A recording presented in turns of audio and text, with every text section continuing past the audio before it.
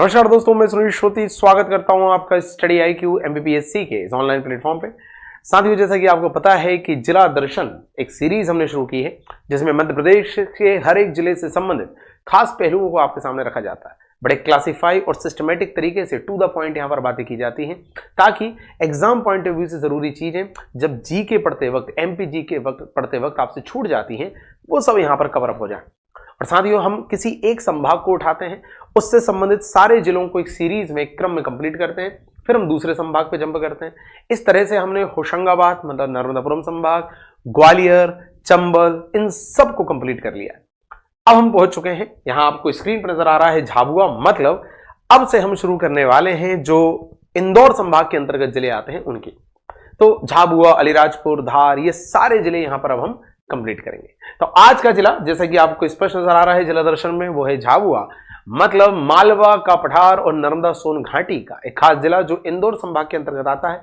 एक ऐसा जिला जो कि कड़कनाथ के अलावा एस्बेस्टस, डोलोमाइट जैसे खनिजों के लिए भी अपनी प्रसिद्धि रखता है। ऐसे झाबुआ के बारे में थोड़ा सा जरूरी पहलुओं को यहां पर डिस्कस करते हैं। साथियों, सबसे पहले आप देखते हैं कि हम किसी भी जिले में सबसे पहला काम जो करते हैं वो नक्शे का अध्ययन करते हैं। नक्शे के अध्ययन से आपको कई सारी चीजें यहां पर क्लियर हो जाती हैं। जैसे यदि आप यहां पर झाबुआ की बात करेंगे तो झाबुआ आपको देखने को स्पष्ट नजर आ रहा है कि यहां पर ये दो राज्यों की सीमाओं को स्पर्श कर रहा है। एक तो ये गुजरात की सीमा को स्पर्श कर रहा है और दूसरा ये राजस्थान की सीमा को स्पर्श कर रहा है। ठीक है, तो गुजरात और राजस्थान दो जिलों की सीमाओं को ये स्पर्श कर रहा है। यहां से यहां गुजरात और यहां राजस्थान। एक दूसरा, साथियों, ये जो जिला है ये इस वाले पट्टे पे है, मतलब ये इंदौर संभाग के अंतर्गत आ रहा है, ये भी आपको नजर आ रहा है। और तीसरा पॉइंट यहां पर ये है कि एक तो मालवा का पठार और जो नर्मदा सोन घाटी है, दोनों में ये आता है। मालवा पठार में भी आता है और नर्मदा वैली में भी आता है।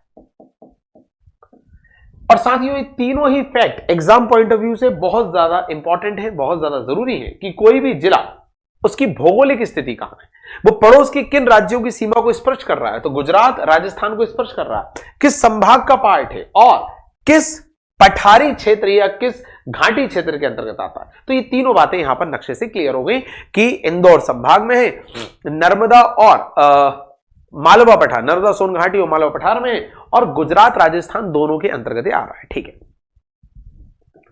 चलिए आगे बढ़ते हैं साथियों। सबसे पहले इतिहास की बात करते हैं। जब हम मध्य प्रदेश का इतिहास पढ़ते हैं तो उसमें हम देखते हैं कि जो प्रज्ञा मंडल के माध्यम से जो विरोध किया जाता है अंग्रेजों का, जो विदेशी वस्तुओं का बहिष्कार किया जाता है, जो शराबबंदी के विरोध में आंदोलन चलाया जाता है, वो झाबुआ से ही संबंधित है। तो साथियों, सबसे इंपॉर्टेंट, और ये ईयर भी इंपॉर्टेंट है, कि झाबुआ में ही प्रज्ञा मंडल की सहायता से एक तो अंग्रेजों के विदेशी जो प्रोडक्ट हैं या जो विदेशी वस्त्र हैं उनका बहिष्कार किया गया, साथ ही साथ शराबबंदी के लिए आंदोलन भी यहां चलाया गया था। आप सभी जानते हैं कि भारतीय इतिहास को जब हम पढ़ते हैं तो 1905 के बंगाल विभाजन के बाद से जो पहले 1905 के बंगाल विभाजन के बाद में जो सबसे पहले हमने मूवमेंट चलाया वो स्वदेशी मूवमेंट ही चलाया था, जहां पर हमने स्वदेशी प्रोडक्ट के उत्पादन को, उसके उपयोग को बढ़ावा तो दिया, साथ ही साथ ब्रिटिश प्रोडक्ट, विदेशी उत्पाद के उपयोग का विरोध भी किया था। क्योंकि हमें क्लियर था कि यदि ब्रिटिश उत्पाद का यहां पर विरोध हो जाता है तो अंग्रेजों के लिए कोई भी वजह नहीं बचेगी भारत में रहने की। इन्हीं सारे क्रियाकलापों को, इन्हीं दर्शनों को, इन्हीं उद्देश्यों को आगे बढ़ाया महात्मा गांधी ने, जहां उन्होंने असहयोग आंदोलन, नॉन कॉपरेशन मूवमेंट चलाया और उसमें भी उनका मेन एजेंडा यही था। और बाकी फिर आपको पता ही है 1930 के बाद से जो अंग्रेजों के जितने भी कानून हैं उसके विरोध में जो सविनय अवज्ञा आंदोलन, सिविल डिसोबीडिएंट मूवमेंट चला, वो तो था ही। तो बहिष्कार करने की जो शुरुआत है वो बंगाल विभाजन के विरोध के दौरान से शुरू हो गई थी। ठीक है, तो यहां 1934 में झाबुआ में प्रज्ञा मंडल की सहायता से विदेशी वस्तुओं का बहिष्कार और शराबबंदी के विरोध में आंदोलन चला था। शराबबंदी के विरोध में नहीं, शराबबंदी के लिए। ठीक है, इसके अलावा 1935 में ही झाबुआ में एक कर वृद्धि के विरोध में भी आंदोलन चला था, ये भी आपको क्लियर होना चाहिए। और बाकी जब 1947 में भारत की स्वतंत्रता हुई तो यहां के जो अंतिम राजा थे उन्होंने 15 जून 1948 में 15th of June 1948 में भारतीय संघ में प्रवेश के लिए स्वीकृति दे दी थी। तो यहां पर ये तीनों बातें दोस्तों बहुत इंपॉर्टेंट है। यही बातें यहां पर इंग्लिश में भी मेंशन है आपके लिए, इंग्लिश मीडियम के साथियों के लिए, कि 1934 वाला पॉइंट, 35 वाला पॉइंट और 15 जून 1948 वाला पॉइंट, जहां पर एक में प्रज्ञा मंडल की सहायता से हम बाइकॉट मूवमेंट चला रहे हैं फॉरेन गुड्स का, हम एल्कोहल के प्रोहिबिशन का मूवमेंट चला रहे हैं, और यहां 1935 के एंटी टैक्स इंक्रीज मूवमेंट को भी यहां पर देखा जा रहा है। तो ये तीनों बातें यहां पर क्लियर होनी चाहिए। चलिए, भौगोलिक स्थिति देख लिया आपने। अभी आपने देखा पड़ोसी जिलों पे हालांकि हमने चर्चा नहीं की थी, और मैं आपको हमेशा बोलता भी हूं कि पड़ोसी जिले एज सच कोई इंपॉर्टेंट नहीं है, ठीक है, रतलाम, धार, अलीराजपुर है इनके पड़ोसी जिले, पर यह ज्यादा इंपॉर्टेंट चीज है कि पड़ोसी राज्य गुजरात और राजस्थान है, यहां पर संभाग इंदौर है जिसके अंतर्गत आता है, और पठार या घाटी हम देखें तो मालवा पठार और नर्मदा सोन घाटी दोनों का ये हिस्सा है। भौगोलिक में ही जरूरी चीजें ये भी होती हैं कि यहां पर कौन सी सेंचुरी, कौन से नेशनल पार्क है। तो मयूर अभ्यारण्य बड़ा प्रसिद्ध झाबुआ का, और साथियों एस्बेस्टस डोलोमाइट, एस्बेस्टर जो कि एक रेशेदार खनिज है जो कि कई संदर्भों में उपयोग होता है, और सबसे ज्यादा प्रसिद्ध ये होता है ये जो इसकी गर्मी, हीट को सहन करने की जो क्षमता है, उसके कारण इसे जो अग्निरोधी यंत्र है उसमें यूज किया जाता है। इसके अलावा जो भी आपके खाद्य उर्वरक, फर्टिलाइजर वगैरह बनाने में इसका यूज किया जाता है। रही बात डोलोमाइट की, तो डोलोमाइट साथियों आप सभी जानते हैं कि जो मिट्टी में जो पीएच मान है, pH value of the soil, उसको संतुलित करने में इसका उपयोग किया जाता है ना। तो डोलोमाइट उस संदर्भ में प्रसिद्ध है। तो यहां पर साथियों आपको क्लियर होना चाहिए कि प्रमुख खनिज कौन से हैं, ठीक है, किस संभाग के अंतर्गत है, यहां का प्रमुख अभ्यारण्य कौन सा है, यही सारी बातें इंग्लिश में भी मेंशन है अगली स्लाइड में, ठीक है। अब बात करते हैं यहां का प्रमुख पर्यटक स्थल। साथियों देवझरी, देवझरी यहां पर शिव जी का एक प्राचीन मंदिर है, ठीक है, और यहां पर झिरी मतलब एक झरना जो 12 मासी है, ठीक है, एक कुंड सा बना हुआ है, तो उसके लिए देवझरी। तो देवझरी प्लेस भगवान शिव से संबंधित है, और झाबुआ में, बस आपको इतना याद रखना है। मध्य प्रदेश के लगभग 20 जिले, बल्कि 20 से ज्यादा ही होंगे, में पर्व मनाया जाता है भील जनजाति के द्वारा। भगोरिया पर्व आप सभी जानते हैं, प्रेम प्रसंग से संबंधित पर्व है। युवक युवती अपने पसंदीदा साथी से यहां पर उनके सामने प्रेम का प्रस्ताव रखते हैं, उनसे विवाह के लिए पूछा जाता है, और यहां पर एक दूसरे को स्वीकृति दी जाती है। इस तरह का पर्व है जो होली के पहले से मनाया जाता है और 7 दिनों तक ये चलता है, ये हम जानते हैं। तो साथियों यहां भगोरिया हाट भी लगता है। हाट मतलब एक तरह का मेला भी लगता है जो आर्थिक, सांस्कृतिक, हर तरह से, इकोनॉमिक, कल्चरल, हर तरह से महत्व रखता है, ठीक है। तो 3 चरणों में पहली बात तो ये होता है, ठीक है, मार्च महीने में होता है। ऐसे तो जैसा मैंने कहा लगभग 20 जिलों में होता है, पर झाबुआ प्रमुख केंद्र है भगोरिया का, और ये भील जनजाति का प्रमुख पर्व है, ठीक है। और यहां पर भगोरिया हाट मेले का भी आयोजन होता है, ये भी क्लियर होना चाहिए, ठीक है। चलिए, गुलारिया, उजाड़िया, ऐसे कई तरह के यहां पर चरण होते हैं। टोटल 3 चरणों में ये मेला संपन्न होता है। खैर मेला तो ठीक है, भगोरिया पर्व आपको याद रखना है, सीधे आपको पूछा जाएगा। भगोरिया पर्व तो आपको पता ही है, भील जनजाति से संबंधित 20 जिलों में मनाया जाता है, पर झाबुआ प्रमुख केंद्र है, और यहीं पर इसी दौरान भगोरिया हाट भी लगता है। होली के पहले 7 दिन ये लगता है, मतलब होली का पर्व आएगा उसके पहले 7 दिनों तक ये लगता है। ये मैंने आपको बताया स्टार्टिंग में ही।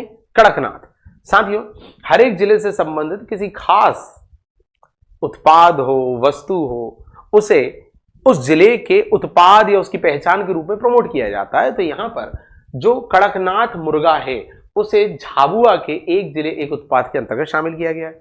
मध्य प्रदेश का गौरव भी कहते हैं इसे। अब साथियों चूंकि ये मध्य प्रदेश के पश्चिम में है, वेस्ट में है, और यही भील जनजाति का एक अच्छी खासी उपलब्धता देखने को मिलती है। मतलब जनजातीय क्षेत्र है, चाहे झाबुआ हो, अलीराजपुर हो, धार हो। तो यहां पर जो मध्य प्रदेश में जो 5 जिले हैं, अलीराजपुर, झाबुआ, बड़वानी, डिंडोरी और अनूपपुर, उनमें झाबुआ भी है। उन 5 जिलों में झाबुआ भी है जहां विधानसभा की पूरी सीटें एसटी कोटे के लिए आरक्षित है। पहली बात हुई कि मध्य प्रदेश में ऐसे कितने जिले हैं जहां पर विधानसभा की पूरी सीटें एसटी के लिए आरक्षित हैं, तो 5 जिले हैं और उनमें से एक झाबुआ भी। दूसरा, यदि हम लोकसभा की बात करें तो लोकसभा में मध्य प्रदेश में एसटी के लिए 6 स्थान जो आरक्षित हैं, उनमें भी खरगोन, मंडलाधार, रतलाम, झाबुआ और खरगोन बैतूल, सॉरी शहडोल, मंडलाधार, रतलाम, झाबुआ, खरगोन, बैतूल, तो उसमें भी रतलाम झाबुआ है। तो झाबुआ चाहे विधानसभा के संबंध में चाहे लोकसभा के संबंध में यहां पर एसटी सीट आरक्षित है, यह आपको क्लियर होना चाहिए। रही बात सौर ऊर्जा की, सोलर एनर्जी, तो साथ ही हम सभी जानते हैं कि जो झाबुआ है वहां का जो ग्रामीण क्षेत्र है उसने सर्वाधिक प्रयोग किया है सौर ऊर्जा का। सौर ऊर्जा का सर्वाधिक प्रयोग करने वाला ग्रामीण क्षेत्र झाबुआ में। साथियों, यहीं पर सोलर फोटोवोल्टिक प्लांट भी है, और ये सोलर फोटोवोल्टिक प्लांट अकेले झाबुआ में नहीं है, ये बैतूल में भी है, होशंगाबाद में भी है और इनके गांवों में लगाया गया है। अब देखिए, आप सभी जानते हैं कि मध्य प्रदेश सरकार हो, केंद्र सरकार हो, वो अलग अलग जगह पर औद्योगिक केंद्र विकसित करती है। और आप यदि अलग अलग एग्जाम के विगत वर्षों के प्रश्न भी देखें तो आप देखेंगे कि कई बार इंडस्ट्रियल एरिया जो है वो पूछ लिया जाता है कि बताइए ये कहां पर है, ये या इसका संबंध किस जिले से। तो यहां का जो मेघनगर है साथियों, झाबुआ का जो मेघनगर है, वो भारत सरकार और मध्य प्रदेश सरकार दोनों के द्वारा एक औद्योगिक केंद्र के रूप में स्थापित किया गया है। यहां पर मध्य प्रदेश सरकार ने भी और केंद्र सरकार ने भी, दोनों ने एक एक औद्योगिक केंद्र स्थापित किए हुए हैं। तो सीधे प्रश्न आपसे पूछा जा सकता है कि मेघनगर कहां है, तो मेघनगर झाबुआ में, और यह एक औद्योगिक केंद्र है।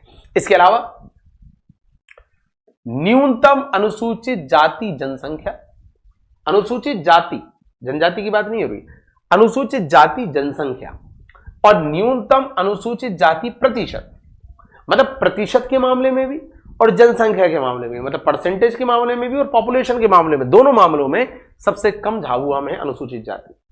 ठीक है, अनुसूचित जाति याद रहे, एससी। झाबुआ क्षेत्र जो है साथियों, तो ये कई तरह की शिल्प कला के लिए भी प्रसिद्ध है। जैसे अपन गुड़िया शिल्प की बात करें तो आप सभी जानते हैं कि गुड़िया शिल्प में जो पुराने कपड़े, चिंदी जिसे अपन बोलते हैं, कागज, लकड़ी, इस लकड़ी तो बहुत कम होती है, लकड़ी नहीं होती, रस्सी, पुराने कपड़े, कागज, इस सब का प्रयोग करके गुड़िया बनाई जाती है, जो खिलौने के लिए, सजावट के लिए यूज होती है, उसे गुड़िया शिल्प कहते हैं। और वो ग्वालियर और झाबुआ दोनों में प्रसिद्ध है, तो झाबुआ उसमें है। इसके अलावा बांस शिल्प, जहां बांस के माध्यम से आप अलग अलग सामग्री बनाते हो। मिट्टी शिल्प सबसे पुरानी शिल्प मानी जाती है और मिट्टी शिल्प भी झाबुआ की प्रसिद्ध है। तो आपको क्लियर होना चाहिए कि झाबुआ क्षेत्र न केवल विधानसभा और लोकसभा की एसटी सीटों के आरक्षित होने के लिए जाना जाता है, बल्कि यहां पर कड़कनाथ मुर्गे के अलावा गुड़िया, बांस, मिट्टी शिल्प, ये तीनों के लिए ये प्रसिद्धि रखता है। ये भी आपको क्लियर हो। That's it. तो इस छोटे से लेक्चर में हमने अलग अलग हिस्सों में क्लासिफाई करके झाबुआ से संबंधित जो जरूरी बातें थी वो आपके सामने रख दी। हमने उसका नक्शा भी देख लिया, हमने भौगोलिक स्थिति वहां देखी, हमने ऐतिहासिक पक्ष भी देख लिया कि भाई क्या स्थिति है, इतिहास में क्या क्या हुआ यहां पर। तो प्रज्ञा मंडल के माध्यम से शराब विरोधी आंदोलन हुआ, प्रज्ञा मंडल के माध्यम से विदेशी वस्तुओं का बहिष्कार हुआ यहीं पर, और हमने देखा कि किस तरह के स्थल यहां पर है। झाबुआ में आपका मयूर अभ्यारण्य है, इसके अलावा देवझरी एक प्रसिद्ध मंदिर है, ये सब हमने देखा, और बाकी के अतिरिक्त वन लाइनर। तो यही प्रयास भी है कि हर जिले से संबंधित जरूरी पक्ष जो आपने पढ़ भी लिए हो तो एक बार आपको रिकॉल हो जाए, रिवाइज हो जाए, वो कराना। बाकी ये जो पीपीटी है ये आपको मेरे टेलीग्राम ग्रुप पे प्राप्त हो जाएगी। मेरा जो टेलीग्राम ग्रुप है वो है @सुनील श्रोती। चलिए, थैंक यू सो मच।